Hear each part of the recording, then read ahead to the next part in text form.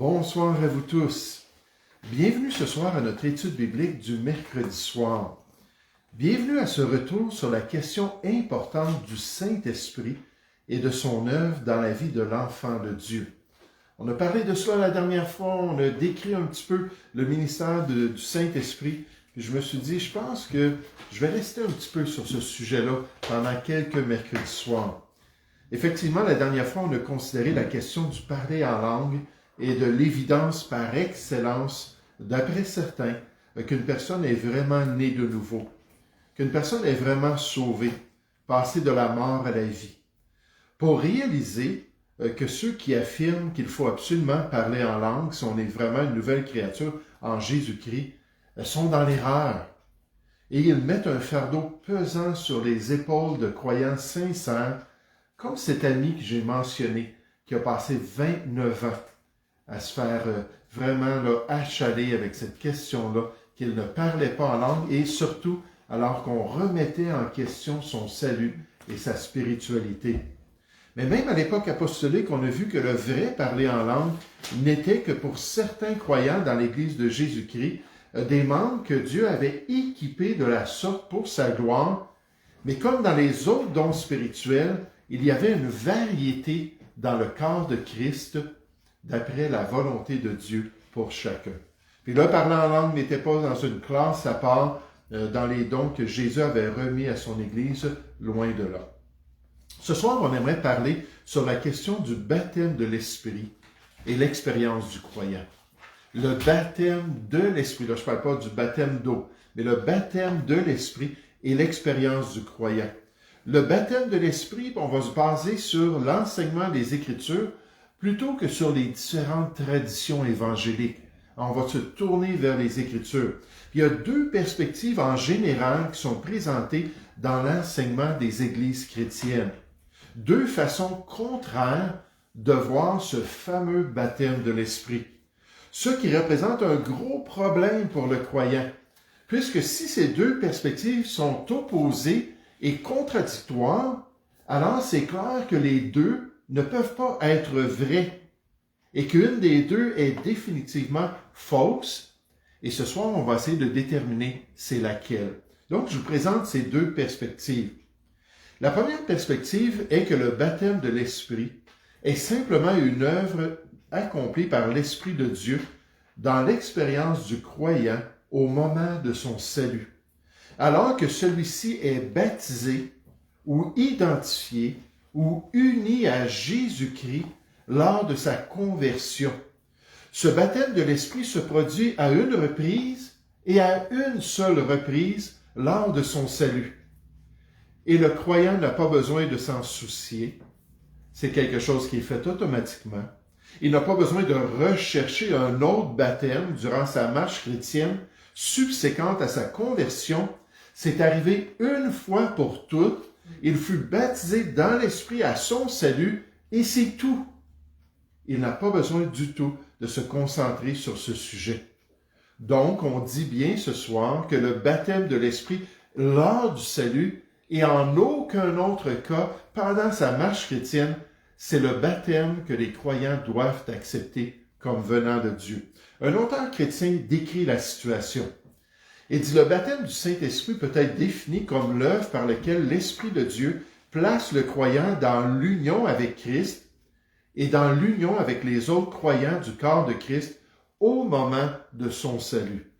Le baptême du Saint-Esprit a été prédit par Jean-Baptiste et par Jésus lui-même avant son ascension au ciel, alors qu'il a dit « Car Jean a baptisé d'eau, mais vous, dans peu de jours, vous serez baptisés du Saint-Esprit. » Dans Acte 1, au verset 5.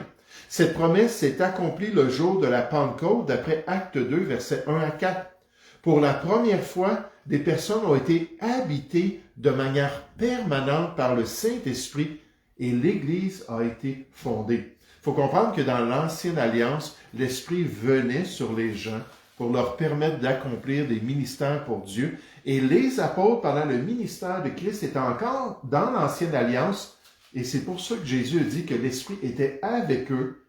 Mais il a prédit qu'un jour, l'Esprit allait être en eux, d'une manière permanente, et même il a dit éternellement.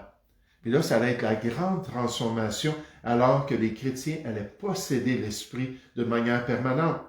Nulle part dans les Écritures, cet auteur continue, il n'est dit aux croyants d'être baptisés avec, dans ou par l'Esprit, ou de rechercher le baptême de l'Esprit. Cela indique que tous les croyants ont vécu cette expérience au moment de leur salut. Et ça, c'est la première perspective. C'est quelque chose que Dieu accomplit. Ralph Challis, le grand enseignant, a dit qu'au moment du salut, le Saint-Esprit accomplit 7 œuvres automatiques dans la vie du croyant. La justification, la sanctification, toutes sortes de ces éléments-là, je les connais même pas par cœur. Mais il a écrit un beau livre qui décrit les 7 œuvres qui viennent de l'Esprit de Dieu au moment de notre salut. Et une des choses, c'est cette union ou ce baptême-là dans le corps de Christ et avec la personne de Jésus-Christ. Et ça se fait au salut. Il y a toutefois une autre perspective qui est très populaire. Et cette autre perspective sur le baptême de l'Esprit le présente en 2 étapes dans l'expérience du croyant. Oui, au moment de son salut. Puis là, on va dire, oui, il y a des passages qui nous disent qu'effectivement, au moment du salut, on est baptisé de l'Esprit de Dieu. Mais aussi, on nous dit que pendant la vie chrétienne, pendant notre marche avec le Seigneur, Dieu veut produire une seconde œuvre de grâce permettant aux chrétiens d'expérimenter pleinement la puissance de l'Esprit dans leur service pour Dieu. Cette puissance qui va se manifester par des signes, des prodiges et des miracles alors qu'il va rendre témoignage de sa foi en Jésus-Christ. Et ce baptême de l'Esprit est la clé pour une vie chrétienne vraiment pleine, une marche surnaturelle qui va accompagner le témoignage de l'enfant de Dieu. C'est pourquoi celui-ci doit rechercher le baptême de l'Esprit et doit demander à Dieu quotidiennement d'expérimenter toute cette puissance que Dieu veut lui remettre. Le pasteur John Piper le décrit ainsi. Je pense que lorsqu'il dit que vous serez baptisés du Saint-Esprit en parlant de Jésus, on l'a vu dans Acte 1 au verset 5. Jean vous a baptisé d'eau et dans quelques jours, vous allez être baptisés du Saint-Esprit. Quand il dit ça, il veut dire que vous recevrez une puissance extraordinaire pour le ministère d'exaltation de Christ. C'est ce que je pense qu'il veut dire. Vous recevrez en tant qu'enfant de Dieu une puissance extraordinaire pour être un bon témoin de Jésus-Christ. Je pense que ce serait une erreur de limiter ce baptême dans, par ou avec le Saint-Esprit à un seul événement lors de votre conversion. Même si vous pouvez en faire l'expérience, cela ne signifie pas que c'est la manière normative dont ce baptême doit être compris. Donc, vous avez été baptisé, vous avez expérimenté la nouvelle vie en Jésus-Christ. Il ne faut pas se limiter à cela. Je pense que le type de remplissage et d'habilitation que nous recevons dans de telles expériences est nécessaire encore et encore et encore tout au long de votre vie chrétienne. Elles ne sont pas toujours les mêmes à chaque saison de notre vie chrétienne, mais ce type de puissance qui est associé au baptême du Saint-Esprit est une expérience dont nous avons besoin encore et encore. Ainsi, le baptême de l'Esprit se produirait sous une forme lors du salut, donc d'une manière automatique, d'une manière que Dieu lui-même va accomplir, et sous une autre forme tout au long de la vie chrétienne, alors que le chrétien recherche ce nouveau baptême, cette nouvelle œuvre de grâce dans sa vie, et alors que le miraculeux va pouvoir se manifester à chaque fois qu'il va être baptisé par l'Esprit de Dieu. Donc, 2 perspectives totalement différentes. Une qui dit seulement au salut et c'est Dieu qui l'a accompli. Une autre qui dit oui au salut, mais dans le fond, il y a quelque chose qu'on doit rechercher, désirer, demander. Et là, ça va nous permettre de vivre une vie chrétienne plus pleine, plus spirituelle et plus glorieuse, alors que le miraculeux va accompagner notre marche pour le Seigneur. Ce soir, ce que j'aimerais faire, c'est j'aimerais regarder les Écritures. Cherchez Actes chapitre 1, s'il vous plaît. J'aimerais qu'on revienne à cette prophétie du Seigneur Jésus, cette promesse pour les apôtres, juste avant qu'ils remontent au ciel. Puis quand on pense à la question du baptême de l'Esprit, une chose qu'on doit comprendre, c'est qu'il y a très peu de références, très peu de passages qui en parlent. Puis comme on a fait récemment, ce qu'on va faire, on va regarder dans le livre des Actes ce qu'on apprend sur le baptême de l'Esprit, puis on va aller voir dans les Épîtres ce qu'on nous enseigne concernant le baptême de l'Esprit. Mais cette question-là du baptême, j'ai pris ma concordance, puis j'ai regardé la question du baptême en général ou l'action de baptiser. Puis il y a 75 références dans le Nouveau Testament. 29 fois, on nous parle du baptême de Jean-Baptiste ou du baptême de la repentance. Donc, près de la moitié des fois, on se concentre Jean-Baptiste, Jean-Baptiste, Jean-Baptiste. On voit ça surtout dans les évangiles. À 8 reprises, Jésus parle du baptême qu'il allait expérimenter, la coupe amère qu'il allait expérimenter. Alors ça, c'est une autre expression qu'on retrouve dans le Nouveau Testament. 22 fois, on parle du baptême d'eau. Les gens qui entendent l'Évangile, qui croient dans le salut, et ensuite le manifestent par leur baptême d'eau. Et seulement à 9 reprises, on nous parle du baptême de l'Esprit. Et j'ai compté dans ces 9 reprises-là, les fois dans l'Épître aux Romains, on nous dit qu'on a été baptisé en Jésus-Christ dans sa mort, on a été associé à sa mort et à sa résurrection, unis et plongés dans son expérience pour vivre en nouveauté de vie. Donc, il y a moins de 9 références, dans le fond, directement, où on adresse le baptême de l'Esprit de Dieu. Donc, ce n'est pas un sujet qui est très élaboré dans le Nouveau Testament, mais c'est un sujet qu'on doit comprendre et c'est tellement important. Acte 1, au verset 3, on nous dit « Après qu'il eut souffert, Jésus, leur apparut vivant et leur en donna plusieurs preuves, se montrant à eux pendant 40 jours et parlant des choses qui concernent le royaume de Dieu. Comme il se trouvait avec eux, il leur recommanda de ne pas s'éloigner de Jérusalem. Il leur avait déjà partagé la grande mission de l'Église, d'aller par tout le monde, de prêcher la bonne nouvelle à toute la création. Mais il a dit, attendez, il dit, vous n'êtes pas encore équipés pour cela. Il dit, mais d'attendre ce que le Père avait promis, ce que je vous ai annoncé, leur dit-il. Car Jean a baptisé d'eau, mais vous, dans peu de jours, vous serez baptisés du Saint-Esprit. Alors les apôtres réunis lui demandèrent, Seigneur, est-ce en ce temps que tu rétabliras le royaume d'Israël? Parce qu'ils savaient que Joël avait parlé de la venue de l'Esprit, qui allait venir là, sur le peuple, sur les jeunes, sur les vieillards, là, la venue du royaume millénaire. Donc tu nous parles de la réception de l'Esprit. Est-ce que c'est maintenant que tu vas établir le règne de David? Puis là, il leur répondit au verset 7, « Ce n'est pas à vous de connaître les temps ou les moments que le Père a fixés de sa propre autorité, mais vous recevrez une puissance. » Maintenant, souvenez-vous, dans Jean 20, 22, Jésus avait soufflé sur eux l'Esprit.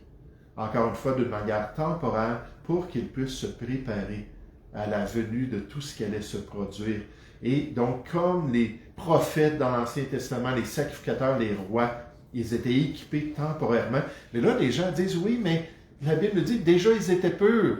Donc déjà, ils étaient sauvés, les apôtres. Déjà, ils avaient l'Esprit de Dieu. Alors ici, quand Jésus leur dit, vous serez baptisés du Saint-Esprit, ça parle du deuxième baptême, qu'ils allaient recevoir à nouveau l'Esprit de Dieu pour avoir la puissance de Dieu. Mais ce n'est pas du tout le cas. On ne distingue pas entre l'ancienne alliance et la nouvelle alliance. Et si vous serez mes témoins à Jérusalem, dans toute la Judée, dans la Samarie et jusqu'aux extrémités de la terre, et quelques jours plus tard, à la Pentecôte, l'exaucement de cette promesse s'est produit. Alors que le Saint-Esprit est descendu sur chacun d'eux d'une manière spectaculaire pour confirmer nécessairement l'établissement de la Nouvelle Alliance et de l'Église de Jésus-Christ. Et quand Pierre parle de cet événement-là, il mentionne que c'est le commencement de l'œuvre des apôtres ou le commencement de l'œuvre de l'Église de Jésus-Christ dans Acte 11 au verset 15. C'était pas la continuité de l'Église, c'était pas la continuité de leur expérience avec l'Esprit de Dieu, c'était le commencement. Dans Acte 10, ça continue. Et là, on parle de Corneille, de sa famille, de ses amis, qui, eux, croient au Seigneur Jésus, puis lors de leur salut, qu'est-ce qu'on voit? On voit le Saint-Esprit venir sur eux pour la première fois. Ils sont baptisés dans l'Esprit, comme tous les croyants. On va le voir tout à l'heure dans les Épîtres. Dieu décrit notre salut et le baptême de l'Esprit comme étant parfaitement unis ensemble. Et là, Pierre, en parlant de Corneille, de ces païens, ces gentils, ces incirconcis, comme les Juifs qui venaient d'être baptisés, il dit, c'est comme nous à la Pentecôte, au commencement. Pas comme nous pendant le ministère du Seigneur Jésus. Pas comme nous alors qu'on a expérimenté ça, puis on l'a vécu une deuxième fois à la Pentecôte. C'était le commencement.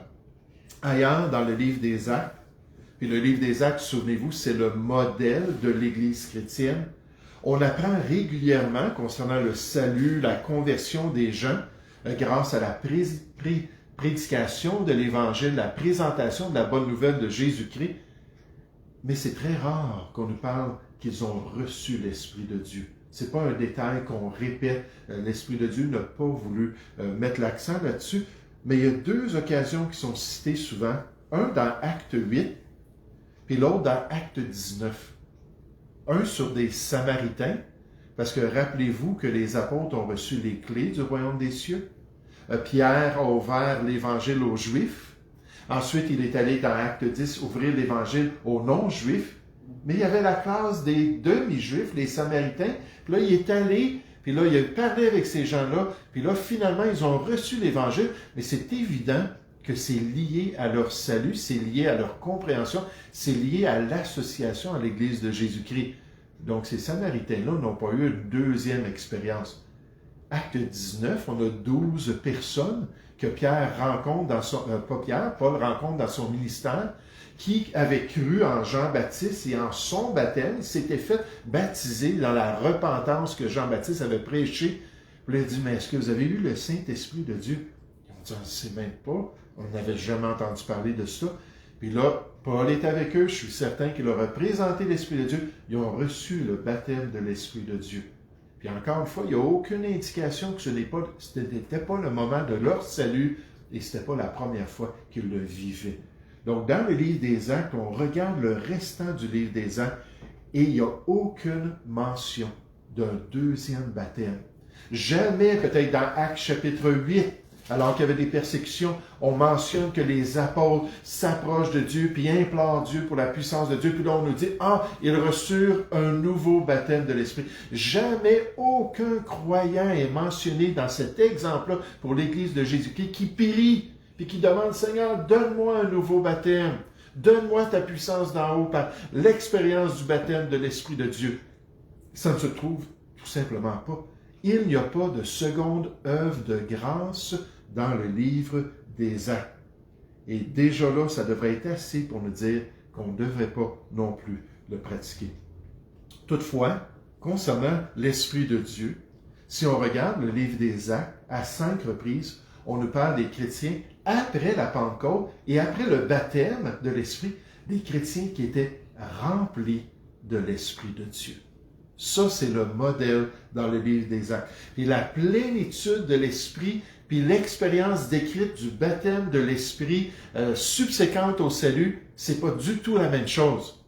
La plénitude de l'Esprit, ça permet à un chrétien de vivre selon l'Esprit de Dieu, de porter son fruit et de résister à sa vieille nature pour glorifier Dieu dans sa vie.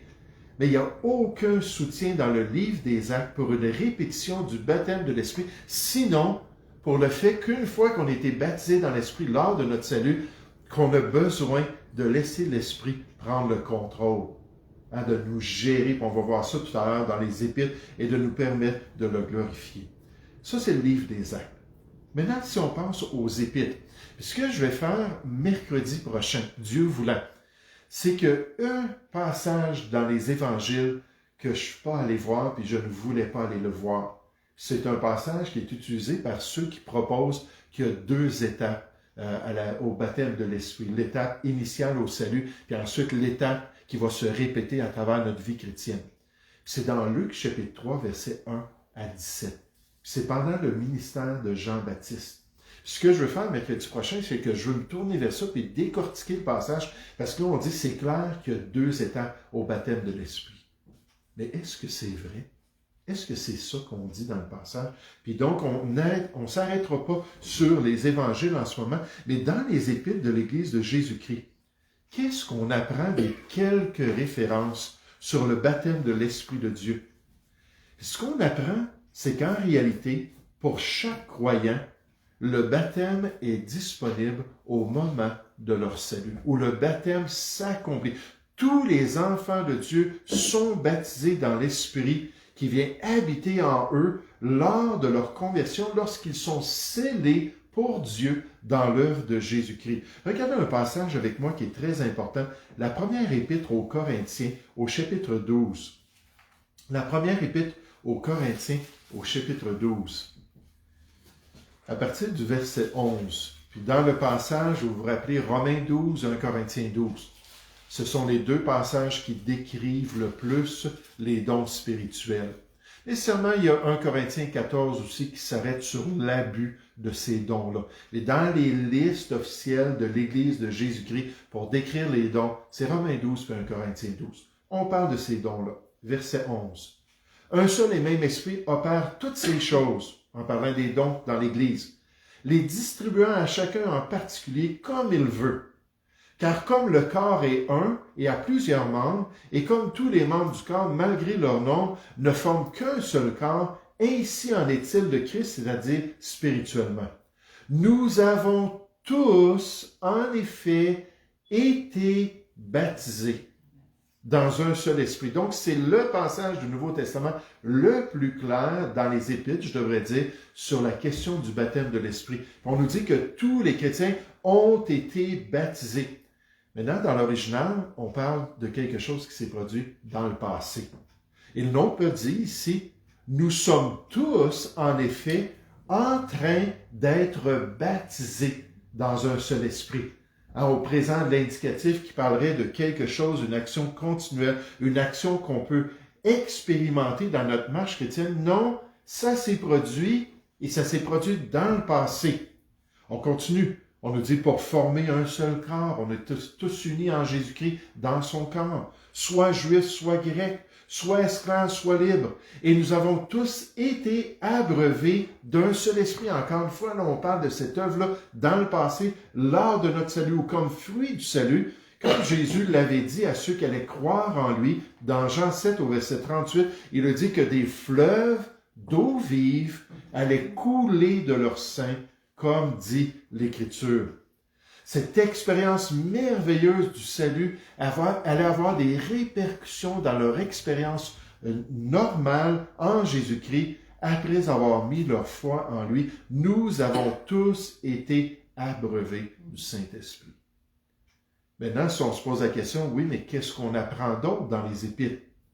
Est-ce qu'il y a des instructions données aux chrétiens concernant le besoin d'un autre baptême de l'Esprit, à part celui-ci, là où on nous dit qu'on est baptisé dans 1 Corinthiens 12, quelque chose qui arriverait, qui se produirait après notre salut?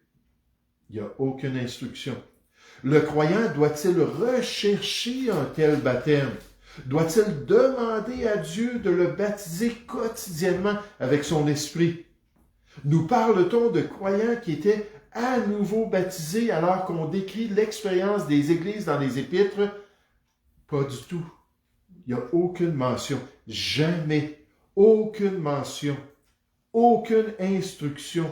Aucune exhortation. Aucun commandement. Puis là, on fait juste penser, voyons. Avec tout ce qui est poussé dans des églises, avec tout l'enseignement, puis toute l'exhortation de rechercher cela, quand ça se trouve même pas dans le Nouveau Testament. C'est terrible, ça, c'est tort des Écritures, c'est de falsifier le message de Dieu. Mais comme dans le livre des Actes, concernant la plénitude de l'Esprit, Éphésiens 5 au verset 18 nous dit « Ne vous enivrez pas de vin », donc c'est un impératif pour les chrétiens, c'est de la débauche, soyez, au contraire, remplis de l'Esprit, contrôlés, assujettis, soumis à l'Esprit. Donc, le verbe est au passif. On permet à l'Esprit. C'est pas moi qui me remplis, je lui permets de me remplir. Et c'est un impératif présent, un temps continuel. Ça veut dire sans cesse, en tout temps, être rempli d'Esprit. Pourquoi est-ce que j'aurais besoin de quelque chose d'autre? Pourquoi est-ce que j'aurais besoin d'une autre œuvre de la grâce quand l'Esprit est là et j'ai tout ce que j'ai besoin? Et la question, c'est est-ce que je lui laisse tout accomplir en moi dans cette plénitude extraordinaire? Pourquoi n'y a-t-il pas de commandement qui dit aux chrétiens « Soyez baptisés de l'Esprit de Dieu » après leur salut initial? Ça n'existe pas. Pourquoi est-ce qu'on ne nous dit pas quotidiennement « Recherchez le baptême d'en haut » ou la puissance même de Dieu? Quand le livre des Actes ne donne pas un exemple, et les épîtres, puis les deux ensemble, les épîtres du Nouveau Testament, ne présentent pas comme faisant partie de l'expérience ou de la responsabilité des enfants de Dieu, alors on est mieux de ne pas croire et de ne pas pratiquer une telle doctrine. Je termine par une dernière citation d'un auteur qui a beaucoup parlé du sujet. Vous savez, cet auteur-là m'a motivé à étudier la question, même écrire un livre sur toute la question des contrefaçons dans les milieux évangéliques, pour pouvoir aborder des choses que les chrétiens peuvent entendre, surtout avec les réseaux sociaux. C'est n'importe quoi. C'est n'importe qui. Si on n'a pas de compréhension de qui est ce pasteur, puis qui est cet évangéliste, ce prophète, puis ainsi de suite, on va se faire tromper là, royalement. Mais cet auteur-là, c'est le pasteur John MacArthur.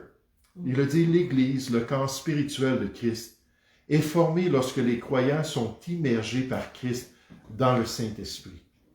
Christ est le baptiseur qui immerge chaque croyant dans l'Esprit pour l'amener à l'unité avec tous les autres croyants. Paul ne parle pas ici, on l'a vu, 1 Corinthiens 12-13, nous avons tous été baptisés dans un seul esprit pour former un seul corps. Il ne parle pas du baptême d'eau. Ce signe extérieur illustre l'union du croyant avec Christ dans sa mort et sa résurrection. De même, tous les croyants sont également immergés dans le corps de Christ par l'intermédiaire du Saint-Esprit. L'objectif de Paul est de souligner l'unité entre les croyants. On parle du corps, on parle des dons spirituels, on parle de rechercher le bien de l'ensemble de tous les croyants. Ça n'a rien à faire avec d'autres choses. Il ne peut y avoir de croyants qui n'aient pas été baptisés de l'Esprit. Nous avons tous. Ni plus d'un baptême par l'Esprit, ni plus d'un baptême par l'Esprit. Sinon, l'idée même de l'unité dans le corps de Christ est altérée si c'est plus qu'un baptême. Les croyants ont tous été baptisés par l'Esprit et font donc partie d'un seul corps. Il ne s'agit pas d'une expérience à rechercher, frères et sœurs, mais d'une réalité à reconnaître. On a reçu ça par la grâce de Dieu lors de notre salut. Au moment du salut, tous les croyants deviennent non seulement membres à part entière du corps de Christ, de son Église, mais le Saint-Esprit est placé en chacun d'eux. Il n'y a aucun besoin, ni aucune disposition de la part de Dieu d'une seconde bénédiction dans la vie du chrétien, d'une expérience triomphaliste, d'une vie plus profonde et d'une formule permettant d'accroître instantanément notre spiritualité. Les dispositions de Christ en matière de salut sont parfaites et il n'appelle qu'à l'obéissance et à la confiance dans ce qui a déjà été donné lors de leur conversion. John MacArthur. En d'autres mots, il n'y a aucune raison de croire qu'il nous manque quoi que ce soit après notre salut, que nous avons besoin d'une nouvelle expérience spirituelle après notre conversion. Tout ce que nous avons besoin, c'est de nous soumettre à la personne de l'Esprit qui est déjà présent en permanence, pour marcher selon sa direction, pour marcher selon son appel sur notre vie, selon ses dons spirituels, selon les instructions qu'il nous a données dans la parole de Dieu. Et alors, nous serons remplis de sa personne et nous expérimenterons tous les aspects du beau fruit qu'il veut manifester dans notre marche à chaque jour. Le baptême de l'Esprit seulement au salut et jamais après. C'est bien ce que les Écritures enseignent. Le livre des Actes le démontre clairement. Les épîtres du Nouveau Testament le confirment. Il n'y a pas d'autre baptême nécessaire dans la vie de l'enfant de Dieu. Et mercredi soir prochain, nous allons aller voir ce que Jean-Baptiste a promis au peuple d'Israël, alors qu'il a adressé la venue de celui qui allait avoir un meilleur baptême que ce que lui leur avait offert. au point qu'il a dit, je ne suis même pas digne de délier ses souliers. Je ne suis même pas digne d'être son esclave et de prendre soin de ses pieds. Parce qu'il est dans une classe à part. Mais est-ce que Jean-Baptiste a fait une promesse, comme quoi il allait avoir deux aspects différents au baptême? Puis on va voir que ce n'est pas du tout le cas. La parole de Dieu est harmonieuse, elle se soutient. Puis quand on l'examine, toute écriture est inspirée de Dieu, il y a cette belle unité de pensée pour nous aider à savoir ce qui est bien. Nous allons prier ensemble. Oui, Père Céleste, merci encore ce soir pour cette possibilité d'étudier les Écritures. Merci pour cette réalité du baptême de l'Esprit. Oh, tous les croyants dans l'Ancienne Alliance, tous les croyants même dans l'histoire avant l'Ancien Testament, Seigneur, tous ces croyants-là qui s'étaient tournés vers toi, pouvaient occasionnellement expérimenter la présence de l'Esprit, la capacité de l'Esprit pour leur permettre d'accomplir des tâches comme toi tu le voulais. Mais c'est clair qu'avec la venue du baptême de l'Esprit, nous sommes unis à l'Esprit. Nous faisons partie du corps de Christ. Nous sommes liés les uns aux autres. Et Seigneur, maintenant, nous avons toutes les capacités, alors que l'Esprit de Dieu a fait son habitation dans chacune de nos vies. Et Père, ce commandement d'être rempli de l'Esprit, c'est ça que tu veux qu'on ait à cœur.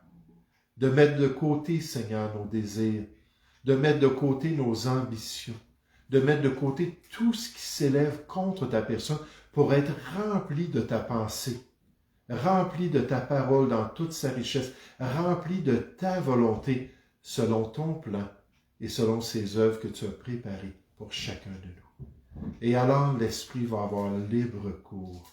Alors cet amour merveilleux et cette joie et cette paix, cette douceur, cette maîtrise de soi, toutes ces belles manifestations de cette nouvelle nature vont pouvoir se manifester dans notre vie, alors qu'on va être transformé par le même esprit de jour en jour en l'image de Jésus-Christ, avec son caractère et avec cette grâce que tu veux nous donner. Aide-nous à t'honorer ici-bas en pratiquant ce qui est vrai, nous te prions au nom du Seigneur Jésus. Amen.